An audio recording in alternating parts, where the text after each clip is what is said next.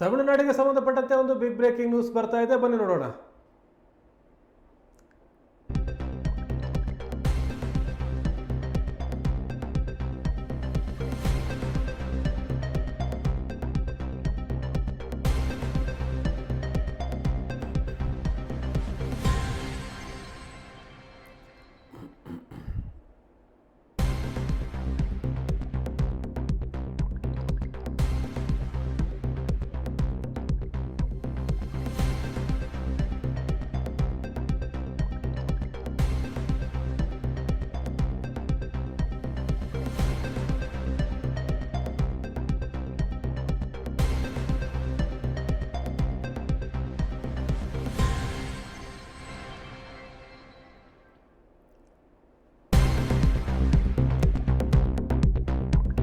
ತಮಿಳುನಾಡಲ್ಲಿ ಟಿವಿಕೆ ನಾಗಾಲೋಟ ಮುಂದುವರೆದಿದೆ.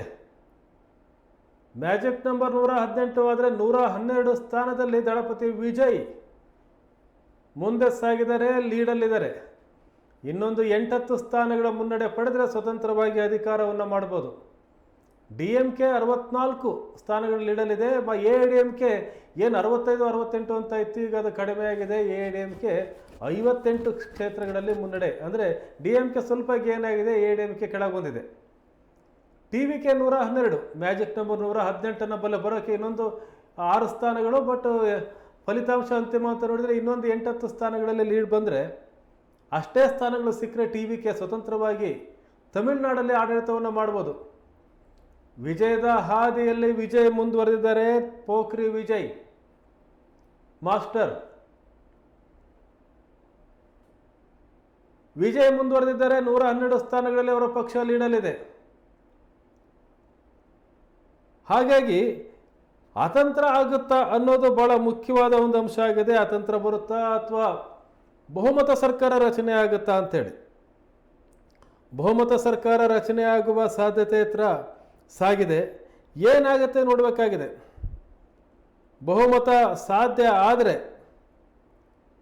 ದ್ರಾವಿಡ ಚಳವಳಿಯ ಮತ್ತೊಂದು ಮಗ್ಗಲು ಅಲ್ಲಿ ನೋಡಿದಾಗತ್ತೆ. ರಾಷ್ಟ್ರೀಯ ಪಕ್ಷಗಳಿಗೆ ಅವಕಾಶ ಇಲ್ಲ ಅನ್ನೋದನ್ನು ತೋರಿಸ್ಬಿಟ್ಟಿದ್ದಾರೆ. ಮೊಟ್ಟ ಮೊದಲನೇದಾಗಿ ರಾಜಕೀಯ ಪಕ್ಷಗಳಿಗೆ ಇಲ್ಲೇನು ಸ್ಥಾನ ಇಲ್ಲ, ಅವಕಾಶ ಇಲ್ಲ ತಮಿಳುನಾಡಲ್ಲಿ.